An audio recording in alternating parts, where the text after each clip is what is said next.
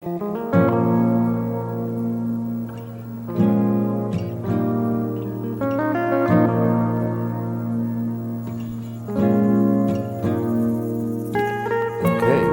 to episode number 39 of a Big Sur podcast. I am Magnus Toren and I'm the host of the podcast. And this time we're speaking with Big Sur Softball Commissioner, or I should say former Commissioner, Chris Counts.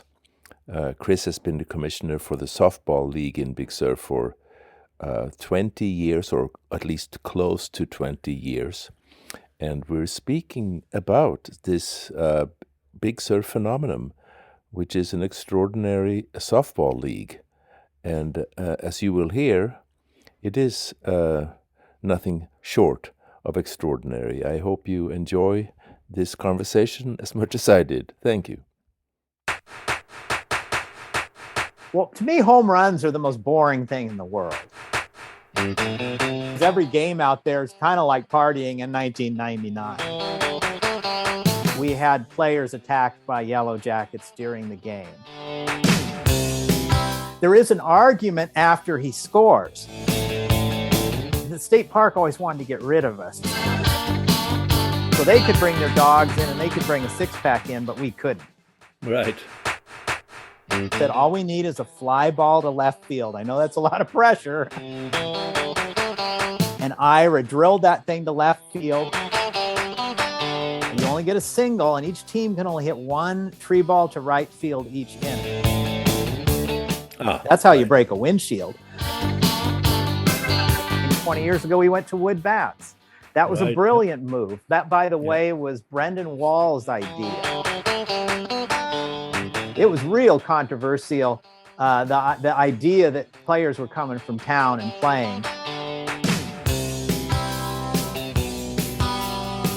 Thank you for being on a Big Sur podcast. And this is a very special episode because it's kind of a news item that we are going to talk about. And, you know, you are, as far as the softball league, probably one of the people who are active in the league and who have been active in the league for the longest of anyone there now. Is that correct?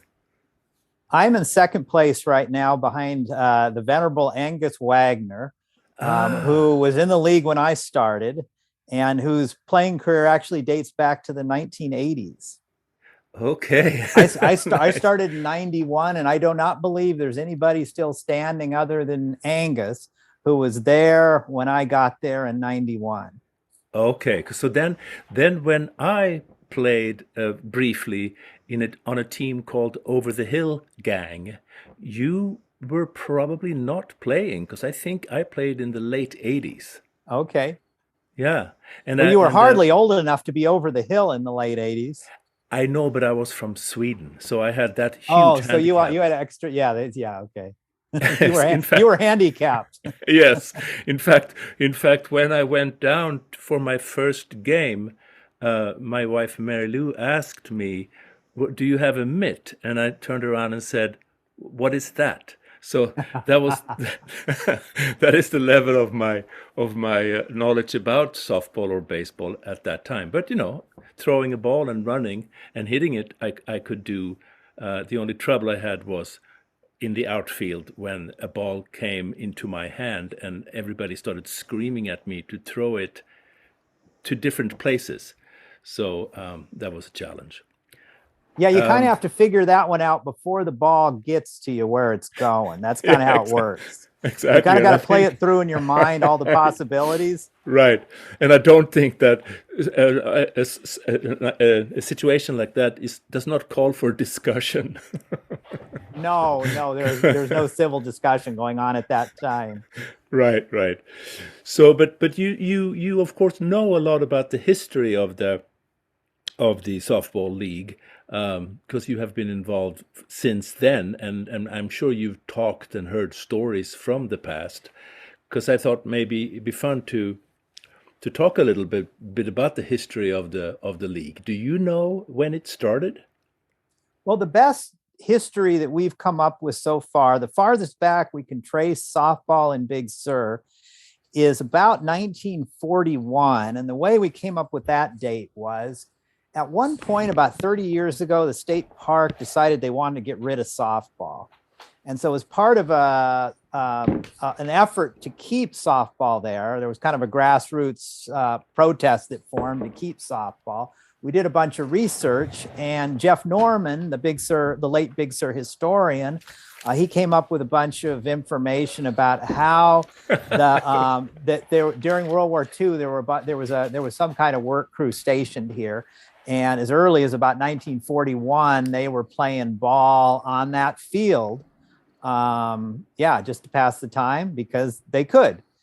Right. And so, as far as I can tell, that's what we say. That's what we consider as the. And when you say, sorry, Chris, but when you say that field, what are you referring to? What is that field? That field is one of the rare pieces of ground in Big Sur that's actually flat enough to play softball on. You'd think there'd be lots of places in Big Sur, but there's not.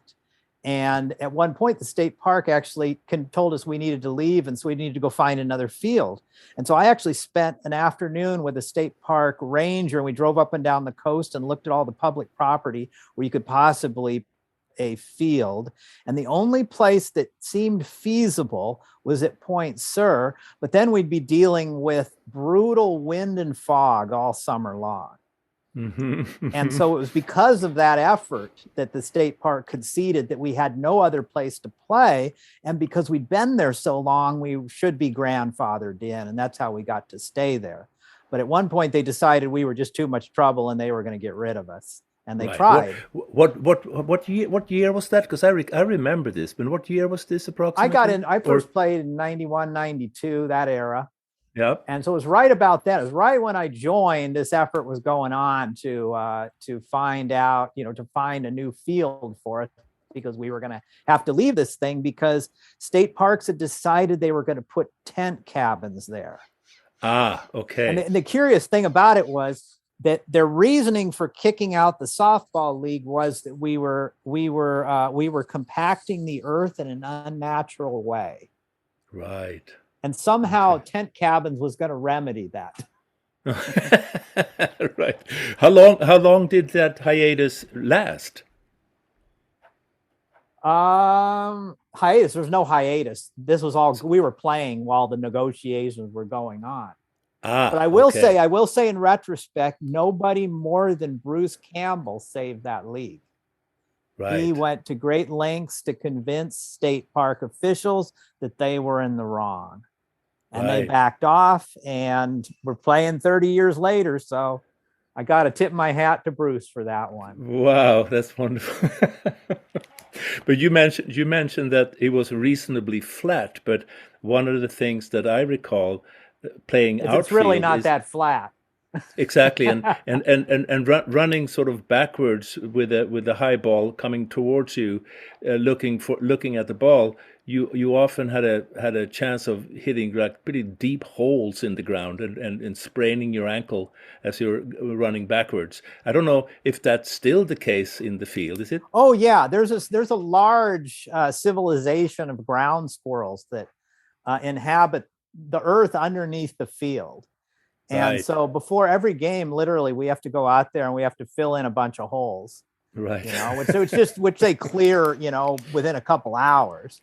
But I'm sure along the way we're saving lots of ankles from getting sprained. And so that's our intention. And then there's also a certain amount of yellow jacket activity out there as well. In fact, for the third time in our league history at our championship game on Tuesday, we had players attacked by yellow jackets during the game. Oh, they're coming out of their little ground nests. Sometimes they come out of trees. Sometimes they come out of the sycamore trees. Sometimes they come out of the ground. Yeah, yeah. Well, so for someone who has never been to a softball game in Big Sur, can you kind of describe where it is and what it looks like? Well, our field is the Pfeiffer Big Sur State Park day use area, and the field itself is nothing conventional. It's lopsided in that right field is 150 feet from home plate, and left field, there's a parking lot that's 300 feet away. And so you've got a rectangle there. And in the rectangle, you've got a whole bunch of cluster sycamore trees in right field. And so if any batter hits one of those with a ball, it's what we call a tree ball, and they get a single. So you can't hit a home run to right field by just slamming it into the trees. You only get a single, and each team can only hit one tree ball to right field each inning. And basically the same thing holds in left field too. There's a giant sycamore on the left field line, and if you hit that, you get to go to first base for free, but you can only do that once an inning. And then every subsequent tree ball in that inning is a strike, and batters only get 2 strikes. So you can easily foul out by trying to get a tree ball if the tree ball's already taken. Wow. Okay. Well, I know that sounded complicated. No, it's wonderful. What about? I'll get to some more questions about that. But what about then the outfield further out? What does it look like there? Well, there's some small trees in play, basically from right center all the way to the left field line. There's an assortment of oaks and redwoods, but they're smaller trees. And they're pretty far back, and only the best power hitters generally hit them. And if they do hit them, it's a live ball. Mm-hmm. Yeah. Okay. So basically, everything's a live ball between the sycamore trees. Once you get past, as you try to understand the rules, which are so confusing, once you figure out that between the sycamore trees everything's live, that simplifies it a lot. It also means that every time the outfielders miss a ball, they got to go hightail after it, because nobody's going to hit a home run and jog around the bases. Right. You got to earn your home run. You got to earn your home runs in this league, because everything's a live ball. Right. When I again, I of course have played myself in the league, so I know a little bit about it, but I don't remember ever having seen a ball from some really hard-hitting hitter fly all the way over to the parked cars beyond the outfield and hit a windshield. Has that ever happened? Well, I don't know about a windshield. We've had windshields broken for people who were foolish enough to park behind the backstop. That's how you break a windshield. Yeah. But in terms of home runs that disappeared into the vegetation beyond the outfield, that was an extremely common thing when we had metal bats and juiced balls, maybe 15 to 20 years ago. In fact, there was one day they introduced what we called the carbon fiber bat, which was an improvement over the metal/aluminum bat. And that day, I remember we had 16 balls at the beginning of the game, and we lost all of them. And they were hit so far we couldn't find them. Right. I remember Scott Wells hit 4 of them in a row over the redwood tree in dead center that's got to be 350 feet away. Wow. Yeah. And after that, we banned the metal bats and we went to wood bats. And then since then, our biggest challenge has been finding good balls, because the world is on metal bats now. Everybody at the major leagues and us is on metal bats pretty much. It's really hard to find softballs that for wood bats. So we end up buying softballs for metal bats, and they just don't fly very far off of a wood bat. And so we end up with with low scoring games where defense, generally determines the winner and not offense, which is fun in its own right. It's a different way of playing ball. A lot of people like home runs. And so if you like home runs, this probably isn't the place to go for them. Right. So this brings up the question that's in the back of my mind. And that's, of course, these rules, including the rules regarding the trees, the bank to the right-hand side, and all kinds of local special rules, they must have developed over time. And in your time within the league, some of those rules may have been adjusted and changed. Talk a little bit about that and how that process has worked. Well, originally, so often games like this start off very lightheartedly. I know that in Big Sur back in the 1970s, the games were lighthearted enough to where they stationed a keg at second base, and every runner had to have a glass of beer before he passed on to third base. Right. But I remember hearing also that one of the players drove into the creek one day, and after that, there was no more beer stationed on second base. Right, right. Yeah. But the big change was obviously when we went from metal bats to wood bats, and that was a big deal because there were a lot of guys who were very much attached to the ease in which they hit home runs on that field. And I can remember how, every game there'd be 4 or 5 home runs that would go, it would just disappear into the vegetation. And there'd be the batter would jog around the bases and the fans would cheer. And, and that was the kind of game we had back then. And then at some point, like I said, the bats got too good and then we couldn't hang on to any of our balls. So then we went to the wood bats. And what the wood bats did so many good things for the league that we never went back to the metal bats. Right. What they did was, here's something you wouldn't realize until you tried it a whole bunch of times. But what happens is with metal bats, the better players have an easier chance of winning. And with wood bats, the less experienced players have a better chance of winning. Because speed becomes more important. If you're not hitting home runs and jogging around the bases, speed becomes way more important. And so a lot of these guys who could just sit there and hit home runs all day, they don't want to run around the bases, and have to slide into second base and how to figure out how to tag and get to third. So basically, by going to wood bats, we're playing small ball out there. That's what they call it in Major League Baseball, where it's more of a thinking man's game. There's more emphasis on speed, there's more emphasis on defense, and there's more emphasis on strategy. Whereas if you play with metal bats and a juiced ball, what you're going to end up with is a home run contest. And there's going to be a couple guys that will dominate everything, and they don't even have to be guys that can even catch the ball. As long as they can hit the ball over the left field oak tree, they're going to win, Right. Did the league ever discuss playing, quote, real baseball, hardball? It's never come up. Because it's a silly question. It's sort of so completely out of the question. Well, the whole league has evolved around a softball, and we've anything we introduce to that game other than what we're doing right now, the ball's going to go too far. It's 150 feet to right field. The only version of softball where we could adopt what they're doing and it would work is the Chicago style of softball. I don't know if you're familiar with how they play softball in Chicago, but the ball is like halfway between the size of a softball and a basketball. It's soft. And so you can't hit it that far. Right. And I presume they did that because, they probably, big buildings, tight streets, the kids could play out in the street and you wouldn't break a window with this thing, In the backyard. Yeah. So over the years then, Chris, like I said, I played in the Over the Hill gangs and I remember then Fern Dog, the team from Fernwood. I remember the Outlaws. I remember our own team. I remember the Rebels from the South Coast. I remember Esalen. You can't forget Esalen. I think Esalen, but I'm not sure they had a team. Oh, they were around. Yeah, they were around. They were around from early on. Okay. And at one point they called themselves the Esalen Sensitives. Okay. That was one of our more creative names, the Esalen Sensitives. So I played with, and my teammates were actually.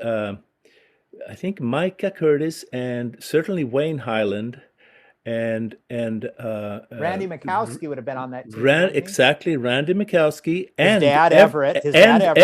Everett Mikowski was on my team, and let's see who else. And then it was Richard Barnick, his Wally Barnick's younger brother. He was also absolutely too young to be on the Over the Hill team, but I mentioned these old-time players just by way of talking about the history of the teams. There is one team in the league now, the Outlaws, that have been in the league for a very long time. Are there other teams that have been? And talk about that. Well, the Outlaws certainly date back to 1976, which is as far back as the trophy acknowledges a winner. It's possible. I have no doubt they were playing before that, but I'm just not sure how formal it was. Kenny Cowan, who was a great third baseman who used to play in the league, he told me that they were definitely competitively playing before 76. So I'm going to assume that this thing evolved in the early 70s on that field. But by 76, we were playing formally for a trophy, and the Outlaws won it that year. And their main competition, if I recall from looking at those old box scores, was a team at Point Sur, which was a bunch of guys who were in the Navy, I believe. Because wasn't that a naval installation? Yes, yes, yep. And then they had a The naval Ventana. base. They had a Ventana team early on, because Yep. Ventana opened in around 75 or so, I think, didn't it? 70s, yeah, 77, 78, and that team I forgot to mention because they were definitely Oh, the River Inn good had a team. team. River Inn had a Yep. team early on, because I think they won in 78. And I Uh-huh. believe Mark Marin and Kenny Cowan were on that River Inn team that won around 78. Because Mark Maron had not started at Fernwood then yet. I don't know, but I've seen a picture of him on a championship River Inn team. Yeah. So then we had, let's see, there was another team in the league back then. It's slipping my mind what they were just now, but I know we had another team. But anyway, over time we added, Esalen came aboard fairly early on. They've always had competitive teams with a lot of turnover, because Esalen has a lot of turnover. So there's often a whole new Esalen team every year nobody recognizes, but they're always good. So what team then? I mean, it's pretty clear that the Outlaws have been. The Outlaws have dominated from the get-go. When I joined the league in the early 90s, they were the dominant team. Right. And they pretty much have dominated since. With, there was a run, the Burritos had a nice run of almost a decade where they were better than the Outlaws. And they helped do that. It was a bunch of former Outlaws joined up with the Burritos, and that's one of the reasons they got so good. But the Burritos had an amazing team in the early 2000s that kind of knocked the Outlaws off their supremacy. But the Outlaws in recent years have kind of got that back, and they've won most of the last few titles. That brings up a question I had also, which is, I'm sure there's been a discussion about this, how you define the Big Sur League and who can be in the Big Sur League. And so I'm referring to then townies, like people who come from town. Yeah, that's always been a controversial thing. Well, when I joined the league, it's like, what constitutes a Big Sur local? Right. It's not your telephone prefix, because the people in Palo, Colorado have a different one than the people in Big Sur Valley. And Rocky Point Restaurant's got a Monterey address, so you really can't go by addresses. And South Coasters are down into 805. Right. And so basically back then there was more of a like keep the townies out attitude. At one point, an entire town team, a team of town players joined the league and won the championship. And if you look on the trophy, that year they were called Team Town. that was calling a spade a spade. And at one point back in the mid 90s, when I was getting going in the league, it was real controversial. The idea that players were coming from town and playing. Half the Big Sur locals didn't want them because they wanted to keep winning. Right. And all they did was it just made the competition, thicker and thicker. And I always fought for total inclusion down there, because I just wanted to see the best games we could possibly have. But at one point, every team was allowed one town player. Then at some point, we opened that up to 2 town players. And then at some point, we opened that up to 3 town players. And then eventually, we opened that up to 4 town players. And there were guys that went kicking and screaming the whole way because they didn't want those guys to play. But it just seemed to me that it's just ridiculous, because we got lifetime. What happened was the whole thing kind of ended when several longtime Big Sur people who had been opposed to town players lost their housing and ended up in town. Right. Well, sorry to laugh. Yeah. Yeah. So eventually everybody realized how tenuous, most of our stays in Big Sur really are. Right. Right. And I think that it prevails. Accessibility. That's where we're at today. Although it's still kind of controversial. There's people. To this day, I hear townie. Yeah. tossed around on that field as an insult. When you say we decided to have one, and then we decided to have Oh, the two, and then captains. Every time we say we, it's the captain. So the um, captains of the teams, they form some kind of committee.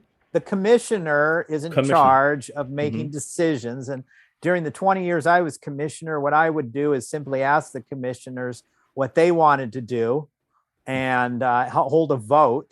And I suppose that's how I survived for 20 years as the commissioner. I let them make all the decisions.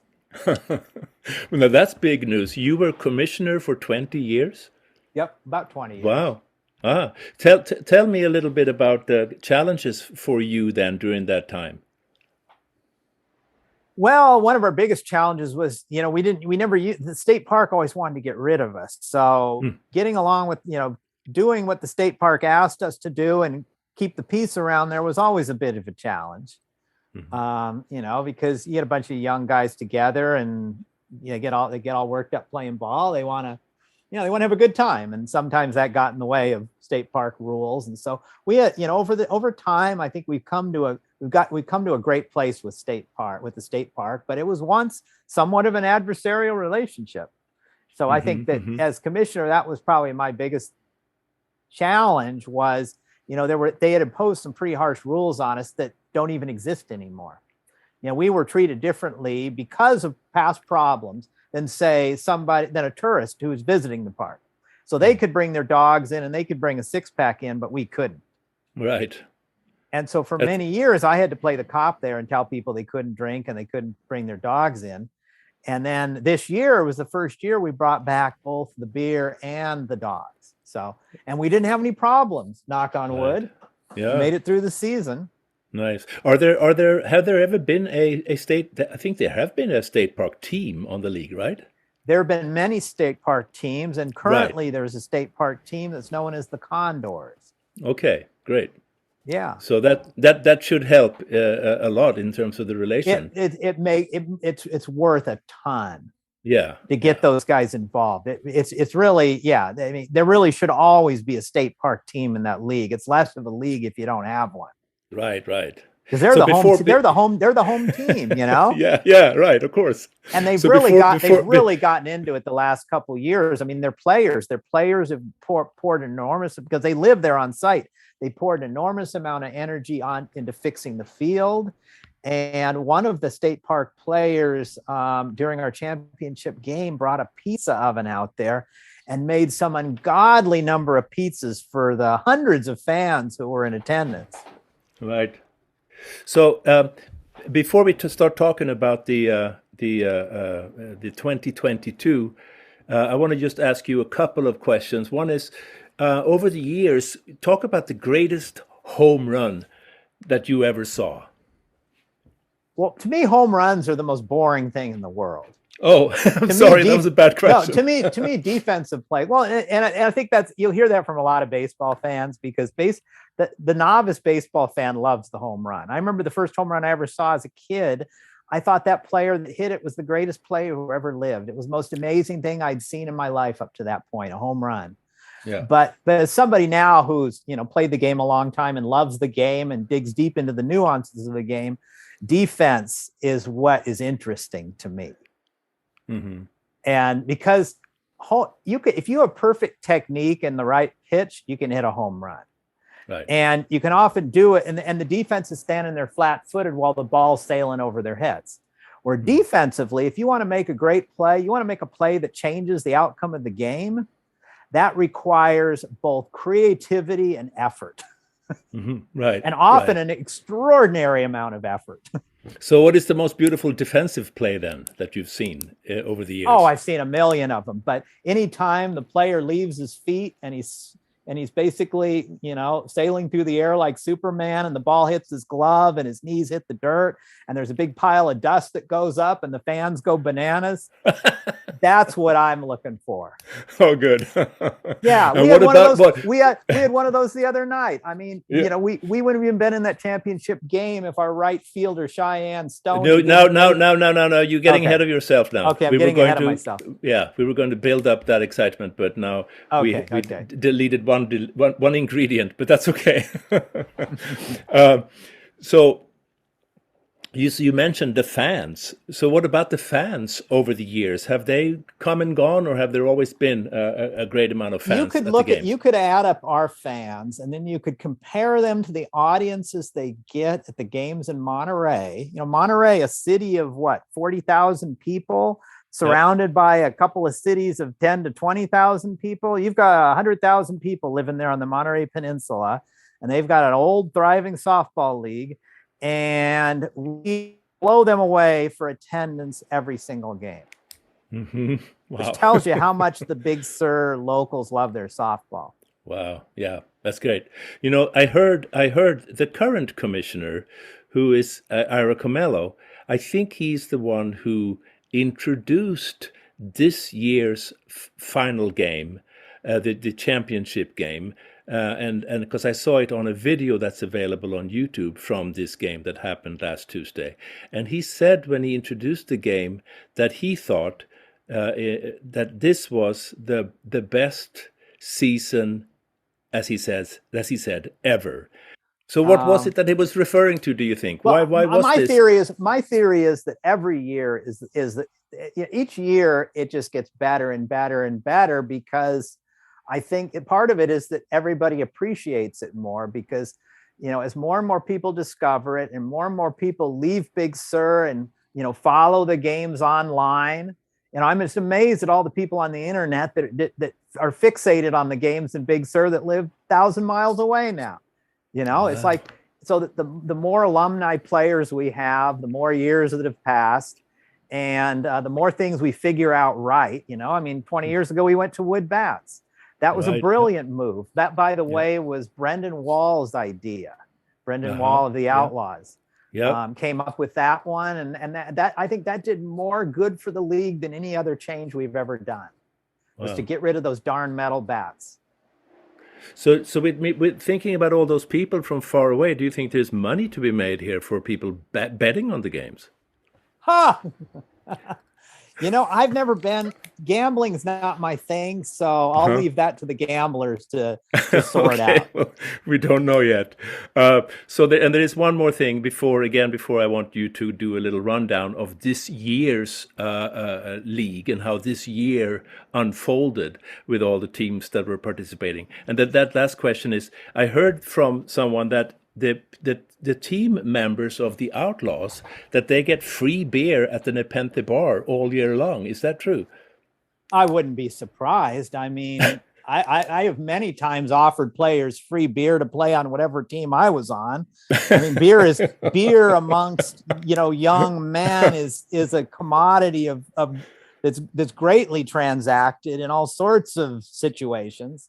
Right. And yeah, and it just makes a good form of barter, when you're recruiting teams. Yeah, really, when you're recruiting teams, because you got to induce people to play for your teams. They want to play for a team that's going to win, but they also want to play for a team that's fun. Right, and that could be the secret to the Outlaws' long-term success, The perhaps. Who Outlaws, knows? definitely, for a bunch of cantankerous guys who love to argue calls, they do know how to have fun. I'll give them that. Oh, good. Let's get to this year's league. How many teams were there? We had 8 teams this year, which is the most we had in a while. Okay, so eight, and they were then. Can you give it Oh, the I'll names of name those them out. teams? We got the Outlaws of Nepenthe, Hmm. the Big Sur Deli. We've got Esalen. We've got the State Park Condors. We've got the Hammerheads, which are sponsored by a local construction outfit. Hmm. We've got the Big Sur Grangers, who are sponsored by the Big Sur Grange Hall. Then we've got the Burritos, who I believe are sponsored by Post Ranch Inn, but don't quote me on that. And who did I leave out? I think the Lonely Bulls. Yeah, the Lonely Bulls were new this year. Yep. Yeah, we had 2 new teams this year. And it's always great to have new teams, because it's just, it brings new leadership into the league. It typically brings new players into the league. It brings some new fans into the league, and just adds some more color to everything, to a league that's already pretty colorful. And so this year we had the first new team was the Hammers. which were captained by Josh Wilson and sponsored by his construction firm. And they ended up forming with about half the players who won last year's Grangers. And so that was one of the two teams. And the other team that started was the Lonely Bulls, and that was Chris Moon started that team. And they were made up of players that were mostly from, a number of them were on the old Bitters team. I don't know if you remember the Bitters, but yeah, I remember the name. Yeah, the Bitters, which were descended from the old pub team. And right. So anyway, they all at some point coalesced around Chris Moon, and he managed to find some real good players who I've never seen before. And suddenly they're one of the top teams in the league. So out of all those 8 teams, out of curiosity, how was the level of play? I mean, was it clear early on that such and such a team was going to have a hard time, or was it fairly evenly matched? Well, from the start, it seemed like, again, wood bats make things more evenly matched. But what I noticed this year, beginning of the season, you could make a really good case that the worst team in the league was the Grangers, which is my team. Right. And we were the one team that was really limping hard on opening day, because we had, with a new team in the league, we had a lot of player movement. And the Grangers had 4 players on opening day and were considering throwing in the towel. Ah, right. But then things changed. What when you think about all these teams, can you quickly run down how the season unfolds? How do you? Is it like you play each team against each other? We've got 8 teams, and everybody played everybody twice. Oh, okay. And then everybody made the playoffs. And then we made the playoffs single elimination, which means that every game's a do or die. And then we seeded, the first place team against the 8th place team, the second place team against the 7th place team, and so on. And very quickly, you're able to narrow the field down to 2 teams, which in this case were the Grangers and the Outlaws. Okay. And so that makes it's interesting. So you mean that the whole basic play against each other twice, the end result of that resulted in what kind of an advantage if you did well versus if you didn't do well? It's just a seeding. Oh, the real advantage is, I can tell you, okay, so I played on the Grangers. The Grangers, we're just thinking, whatever we do this year, we just want to avoid having to play one of the top 3 teams in the first round. So for instance, if we, on the last game of the season, we had a 6-7 record, and we knew that if we beat the Delhi in the last game, we'd have a 500 record, and we'd avoid falling to 6th place, because if we ended up in 6th place, we'd have to play the Outlaws in the first round. So you definitely having a good regular season record gives you a leg up in the playoffs for sure. Because of the seeding. Because of single elimination, it's really easy for a good team to get eliminated. It's much easier for a good team to get eliminated than if you have a multi-game series, which is what a lot of playoffs do. Right. But we do single elimination because it creates a lot of wild cards. It forces the really good teams to make sure they can bring it every playoff game. Just because they got an easy seed, they can't take them easy because it's single elimination. Right. So then this year, after all of that playing, the Grangers meets the venerable Outlaws in the final game of the season. And that but before that, we had to beat the Delhi. 24 hours earlier, we had to beat the Delhi. And the Delhi's just as good as the Outlaws. In fact, they had a better regular season record.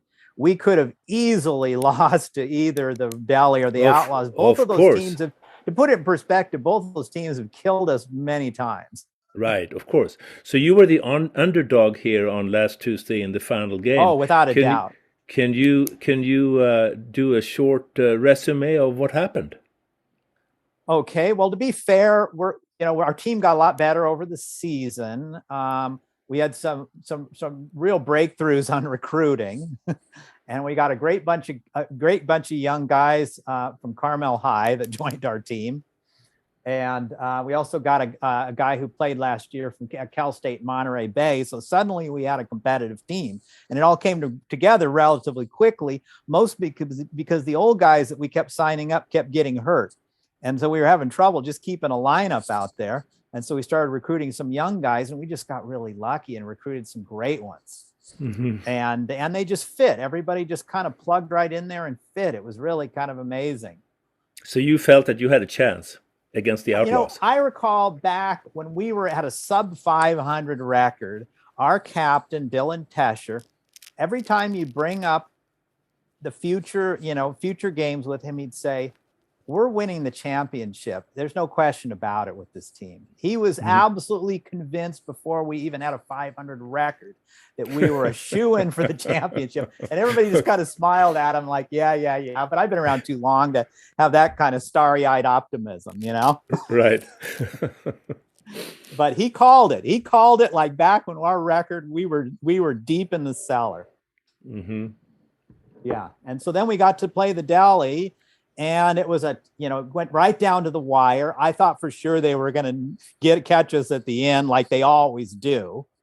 And they had the meat of their batting order up in the bottom of the ninth with a guy on base. And I thought for sure all it took was one shot in the right center alley, and it was going to be over for us. And sure enough, one of their best hitters hit a shot into the right center alley. And our right fielder somehow got airborne and came up with that ball. Nice. And to me, you talk about defensive plays. That's the defensive play of the season right there. It doesn't necessarily matter how much effort or how ridiculous the play was, how hard it was to make. It's when it was made. To me, there's nothing greater than a game decided on a defensive play. We've seen a million walk-off home runs to win games, To me, that's not nearly as interesting as a guy who figured out how to make a defensive play, win a game and a championship. Yeah. That happened last year with the Outlaws. The Deli had the table set. I mean, you could feel they were going to win that game. It was the bottom of the ninth. They were down by a run. They had a guy on base. They had their best hitters coming up. And somebody lofted a little fly ball over the shortstop's head, and Chad Brown came in and made a spectacular shoestring catch and somehow got a throw off to second to double off the runner. And everybody was just standing there with their mouth hanging out. I mean, everybody was just like ready to pop the champagne for the Deli, and here the Outlaws were celebrating, all because a left rover who's relatively inconsequential player just figured out how to be in the right place at the right time and make the right play. And just stole that championship from the Deli. So in this year's Fat Championship, what were the highlights of this year's game? In this year's game, well, it all came down to the bottom of the 10th inning. Extra inning. Yeah, we went into extra innings. It's 3-3. We're in the bottom of the 10th inning, and we got a couple guys on, and they were in the meat of our order, and we got a guy on third base, and there was nobody out, and so we had to make a call at that point, and we all agreed that basically everybody that I talked to in those crucial minutes was, we're going to tag. If the ball's hit to left field, the guy on third is going to tag, and we're just going to take our shot at home plate. And so the Ezra Comello came up, and so a couple of us went up to him and just said, all we need is a fly ball to left field. I know that's a lot of pressure, but that's all we need. There are a lot of things in this world that are harder to do than a fly ball to left field. And but you just got to get the right pitch, and fortunately, the pitcher Mike Takagashi, he gave him a perfect pitch, and Ira drilled that thing to left field, and to me the most beautiful thing in the world was watching their left fielder back up 2 steps, because once he backed up 2 steps, I knew at that point that we had a good shot at home plate, because now he's got he's got to get a little bit of a running start to get that throw off. He can't just catch and throw in the same motion. Right. And so on third base was a guy named Cody Lucas on our team, and he just tore off for home plate the minute that the outlaw left rover, Iran, caught the ball. And it was a real close play, but Cody got across the line before the ball got there. How did he get across? He dove across, head first. Okay. He didn't have to, but he did. Yeah. Certainly added drama to the moment. Beautiful. Yeah. And so at that point, the crowd erupted and a whole bunch of little kids poured out on the field because we got a surprising amount of children attached to this team. Okay. Also, I can imagine that being an underdog, you had perhaps more audience support than the Outlaws. Is that true? I think that's safe to say. Yeah. The crowd was definitely rooting for the Grangers. Now next year it could be all different. Of course. Yeah. They may be looking at us like we're the Yankees next year. You know?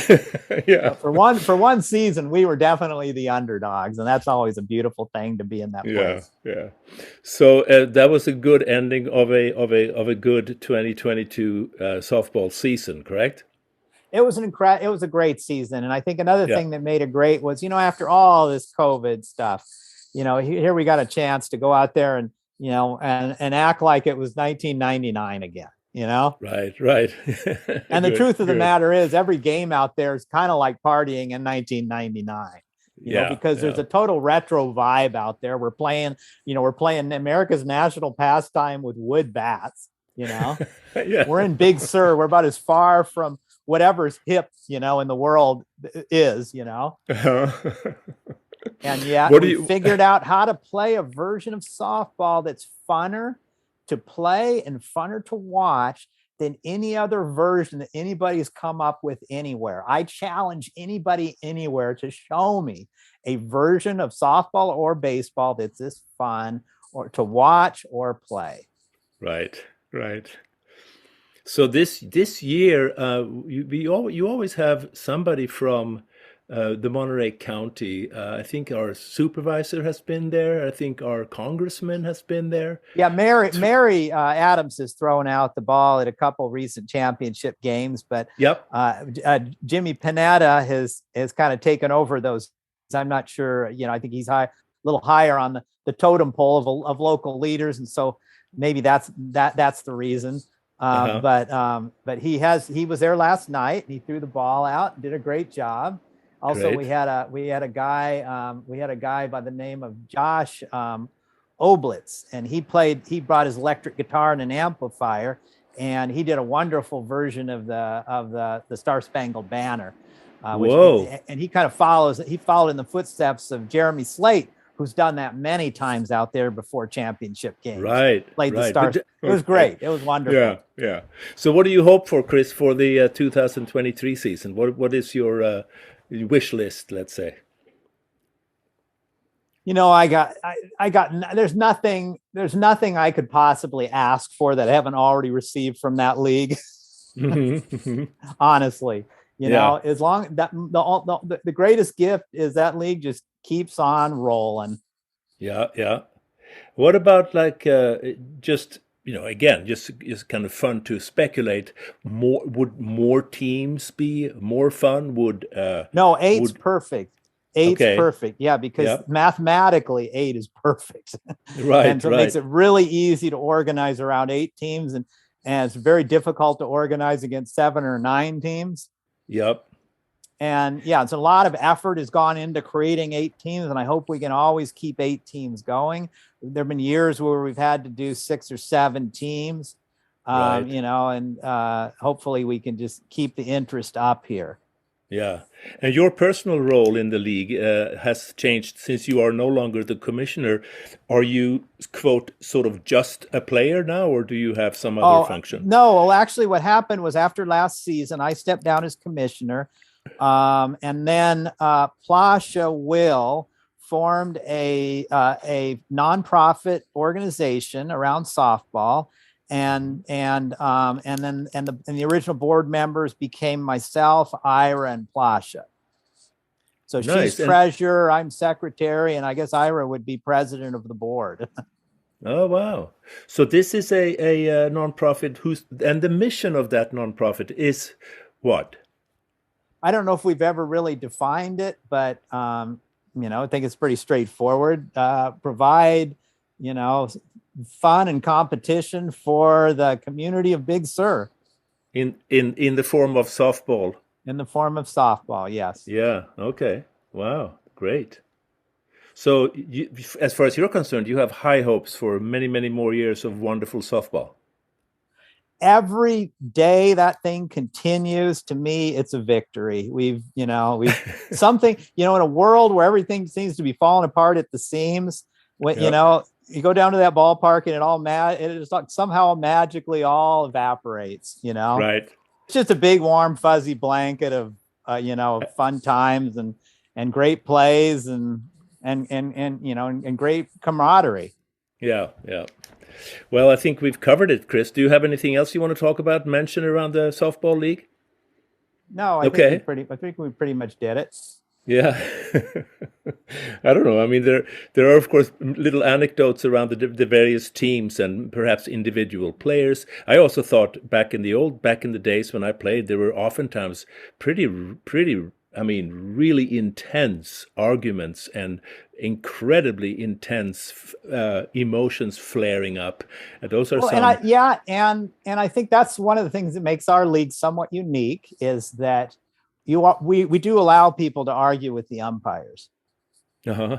I know that we did throw a player out a few years back for using profanity with one, but that was mostly just because kids were present. Uh, But for the most part, we allow people to argue with the umpire. In great contrast to Monterey.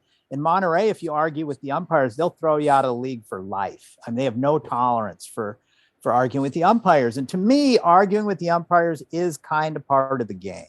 yeah. Okay. What is the umpires? What do they feel about that? And actually, Well, who are the we have an umpires? honor system with umpires. This is another thing very different than Monterey. In Monterey, they just use paid umpires, and they manage to find guys that are very stern and seemingly know the rules, and they pay them, I don't know, 50 or $100 a game to do it.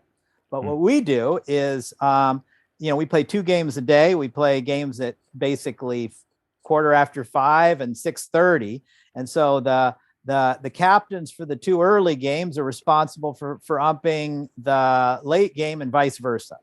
Ah, to save on travel time. Save on travel time. Well, what it Yep. does is if you want to play, you got to pay, and how you pay is you Right. got to ump. Yeah. Right. And it's not like everybody has to ump; it's just somebody has to ump. Right. Right. Yeah. So And the so, so and the fact that it's okay to argue with the ump is something that is accepted by the league.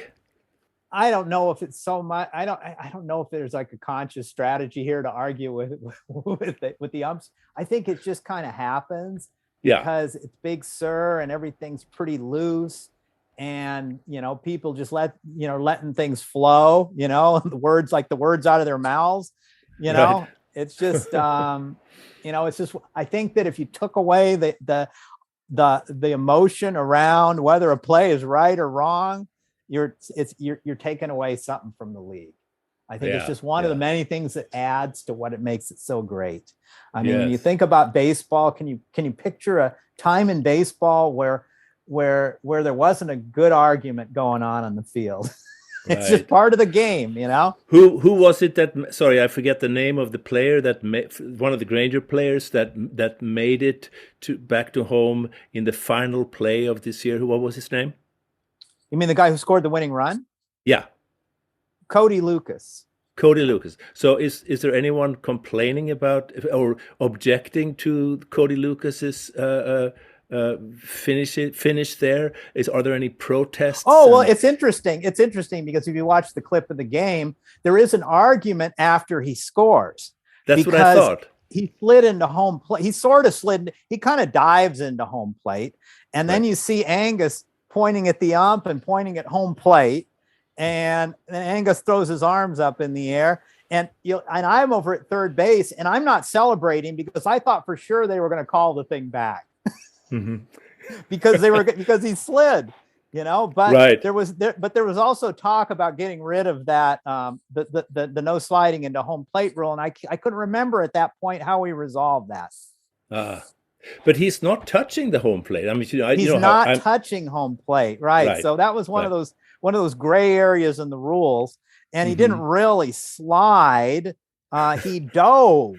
He clearly Okay. dove because what he did was head first. It wasn't so. Yeah, it wasn't a dive, and it wasn't into home. It wasn't a slide, and it wasn't into home plate. Right, right. So So, I didn't but I want stood there for 5 seconds, to. just stunned.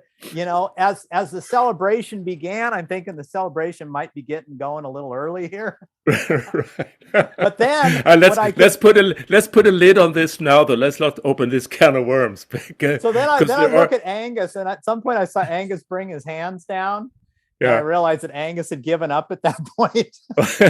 Oh, good. And then I Okay. jumped up in the air, realizing that my team had won. Oh, nice, nice. Well, congratulations, Chris. That was a great win. It was, yeah. I wish I had Yeah, more to do with it. I was merely a third base coach for the thing, but yeah, that's good. Yeah. yeah. Well, Chris, I am so inspired now by talking to you about the league that I will try my best not to miss too many games in the next year's season. Well, just remember there's more than just softball going on there. Exactly. Yeah. I mean, that is a microcosm of everything that's going on in Big Sur. Yeah. And I Yeah. mean, it's the one place where everybody meets. Right. No, that's two pieces. There's that and the post office. Those Yes. are two places where everybody has. Is there a heaven?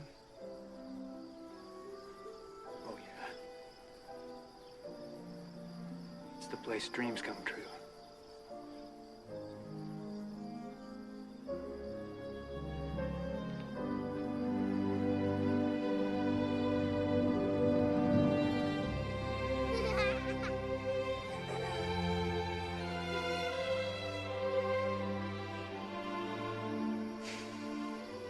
Maybe this is heaven.